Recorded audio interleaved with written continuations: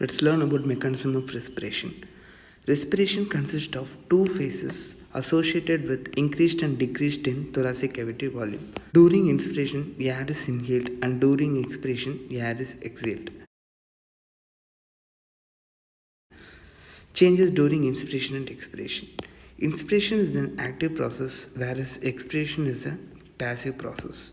The muscles involved during quiet inspiration are diaphragm, which expands the thoracic cavity, and external intercostal muscle and the intercostal part of internal intercostal muscle, which elevates the ribs. During deep inspiration, muscles involved are scalene muscles, which elevate first and second rib, and sternocleidomastoid, which elevates sternum, serratus anterior, trapezius and levator scapulae, rhomboids, and pectoralis major.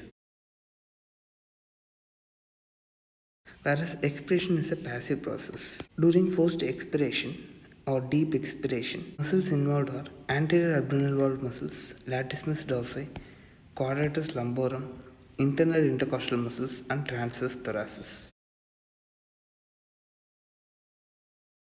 During inspiration, when the diaphragm contracts, the thoracic cage expands in both anteroposterior and vertical diameter.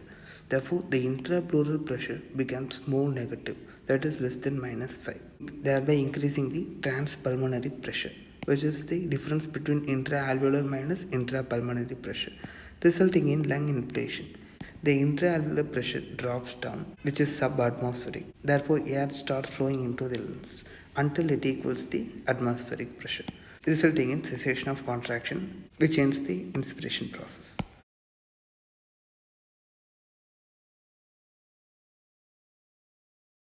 During expiration, the diaphragm relaxes, resulting in drooping of the thoracic cage.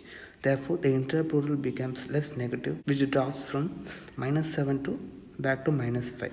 Therefore, the transpulmonary pressure decreases, resulting in deflation or recoiling of the stretched lung. Therefore, the intraalveolar pressure increases, which is greater than the atmospheric pressure. Therefore, the air starts flowing out of the lungs until it equals the atmospheric pressure.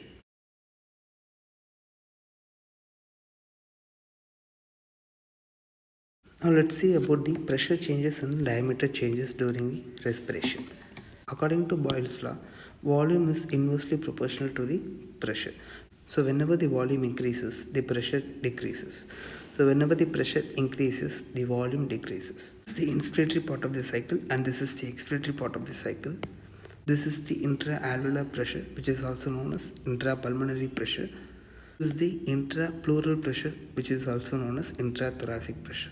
The difference between the intraalveolar and the intrapleural pressure is known as transmural pressure, which is the distending pressure of the lung, also known as transpulmonary pressure. At the beginning of inspiration, the intraalveolar pressure or the intrapulmonary pressure is 0, which is equal to the atmospheric pressure. So when the lung starts to inflate during the inspiration, the volume increases, thereby the pressure inside the alveoli decreases, which results in intraalveolar pressure of -1 at the mid of the inspiration.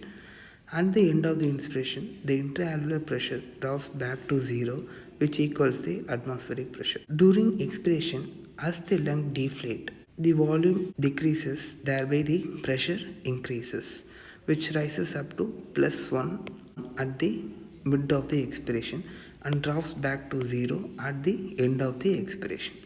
The intrapleural pressure, which is normally about -5 to -7, during inspiration the intrapleural pressure becomes more negative, that is -7, and during expiration the intrapleural pressure drops back to -5.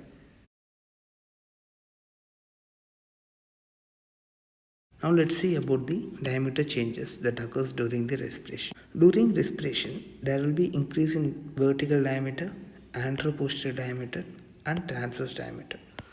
The increase in vertical diameter is due to descent of the diaphragm. The increase in anteroposterior diameter is due to pump handle movement of the sternum by elevation of the vertebrosternal ribs, that is 1 to 7. The increase in transverse diameter is due to bucket handle movement of the vertebrochondral rib, that is the ribs 8 to 10.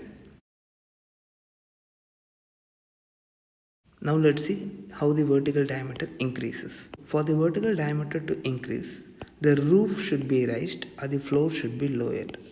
But the roof can't be raised because of the suprapleural membrane. So when the diaphragm contracts, the central tendon descends, resulting in the flattening of the dome of the diaphragm, thereby increasing the vertical diameter of the thoracic cavity. This is the diaphragm. So when it contracts, the tendon descends and the dome flattens, resulting in the increased vertical diameter of the thoracic cavity. Now let's see how the AP diameter or anteroposterior diameter gets increased. The anteroposterior diameter is increased when the sternum moves upwards and forwards. This is the sternum, this is the vertebral column. So the anteroposterior diameter is increased when the sternum is moved upward and forward. This anteroposterior diameter is increased because of the elevation of the ribs around oblique axis passing through the center of the costovertebral and costotransverse joint at the neck of the rib. Therefore, the axis of rotation is along the costochondral junction, resulting in the movement of the body of the sternum upward and forwards and swings back during the expiration. This increase in anteroposterior diameter due to the movement of sternum upwards and forwards is known as pump handle movement. It can be remembered as a mnemonic in AP diameter, P for pump handle movement. So coming to the transverse diameter, the increase in transverse diameter is due to the bucket handle movement of the vertebrochondral ribs, that is ribs 8 to 10. Actually, the middle of the lower ribs are at the lower plane than the anterior end and the posterior end, resembling the bucket handle. The elevation of the vertebrochondral ribs, that is ribs 8 to 10, results in outward movement of the ribs resembling the bucket handle, resulting in increased transverse diameter. Thank you.